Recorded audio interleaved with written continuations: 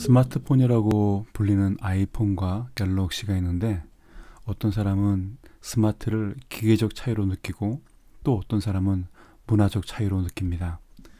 어떤 사람에게 람이라는 보급형 만년필은 5만원도 안 되는 값싼 만년필이지만 어떤 사람에게는 모든 컬러를 모아야 하는 수집 품목 중에 하나입니다. 사람에 따라서 브랜드를 가격과 품질로 구분되는 차이로 인식하거나 의미와 가치로 구분되는 차원으로 판단합니다. 시장 조사를 통해 느끼고 배워야 할 것은 어떻게 남과 다른 나만의 차이를 활용해서 차원이 다른 브랜드를 만들 것인가입니다. 생각의 차이는 품질의 차이를 만들고 생각의 차원은 브랜드의 품격을 만들어냅니다. 이렇게 만들어진 상품의 품질과 브랜드의 품격은 범접할 수 없는 디자인과 디테일로 소비자들에게 자신의 존재감을 드러냅니다. 따라서 시장 조사를 하면서 별것 아닌 것에 이상하리만큼 디테일을 추구하는 브랜드는 관심의 대상이 아닐지라도 모두 학습의 대상입니다. 시장 조사를 하면서 항상 의식적으로 브랜드 간의 미묘한 차이와 현격한 차원을 간파하려는 훈련을 해야 합니다. 기본적으로 시장 조사의 관점만 바꾸더라도 브랜드의 차이와 차원을 구분할 수 있습니다.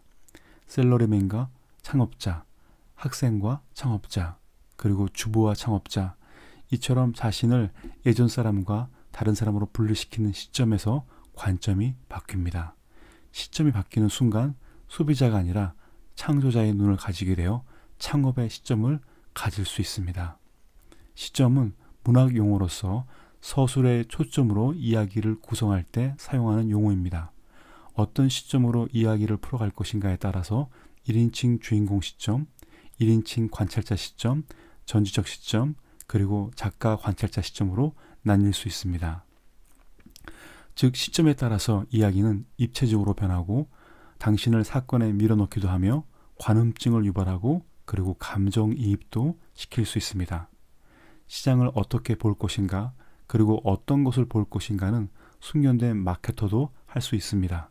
그러나 상상하지 못했고 기대하지 못했던 것을 만나기 위해 마케팅 관점만으로는 안 됩니다.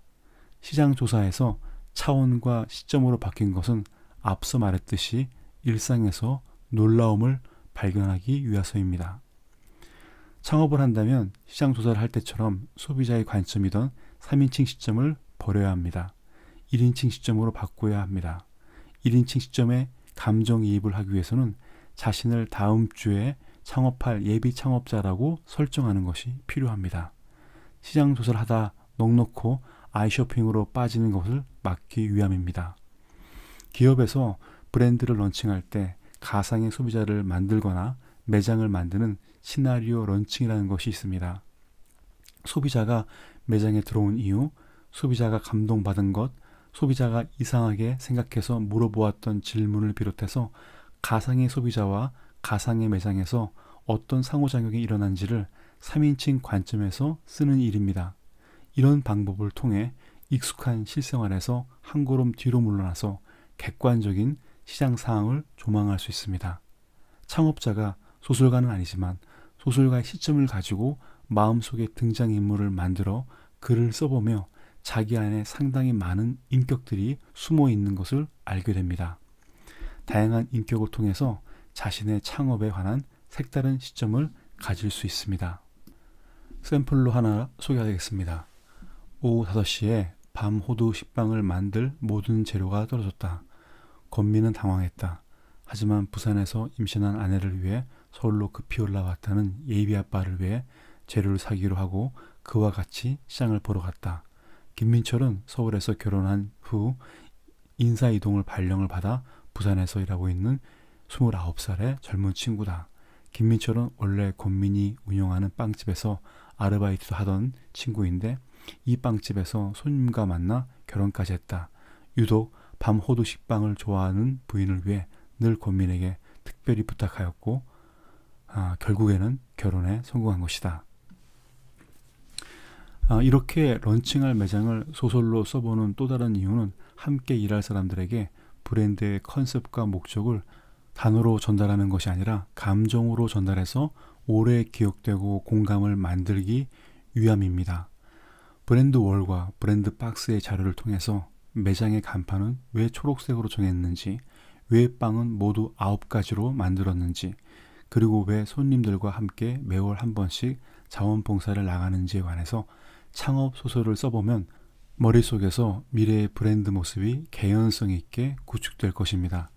참고로 이런 작업은 특이한 것이 아니라 기업에서 브랜드를 런칭할 때 일상적으로 하는 예상 소비자 시나리오 구축법으로서 자신들이 런칭할 브랜드와 소비자에 대해서 교감과 공감을 현실감 있게 입체화시키는 일련의 작업입니다. 모든 제품에는 이야기가 있습니다. 시장 조사를 하면서 자신이 들러본 매장에서 특이하고 맛있고 재미있는 것이 있으면 모두 물어보아야 합니다. 그 상품이 거기 왜 존재하고 있는지에 관해 놀라운 이야기를 발견할 수 있을 것입니다. 단순히 시장 조사를 한다고 해서 사진 찍고 정보를 모으고 레시피를 구하는 것으로는 차원이 다른 브랜드를 만들지 못합니다. 그런 것은 그저 우리 몸의 신경세포만이 느끼는 작은 차이만을 만들어낼 뿐입니다. 앞에서 짧게 소개한 가상의 브랜드 시나리오를 읽어보면 매장의 분위기를 상상할 수 있습니다.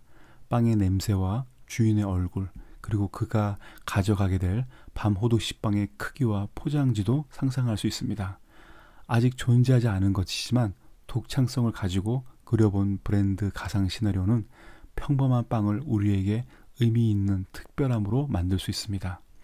시장조사는 앞으로 창업하게 될 당신의 매장을 상상하기 위한 재료일 뿐입니다. 이런 현상은 수천 년 전부터 논의되어 온 이야기입니다. 시간과 공간을 초월한 상상의 작품들에 대한 다른 말이 있는데 그것이 바로 엔터러키입니다. 엔터러키의 사전적 정의는 잠재성에 대한 현실성 혹은 가능성에 대한 현실성입니다. 이 말은 철학 용어로서 아리스토텔레스는 다음과 같이 정의했습니다. 잠재적인 것이 실제적으로 변화하는 것을 의미하는 것으로 내재되어 있는 이론이 점점 현실화되는 현상이다. 이 문장을 창업에 대비했으면 다음과 같습니다.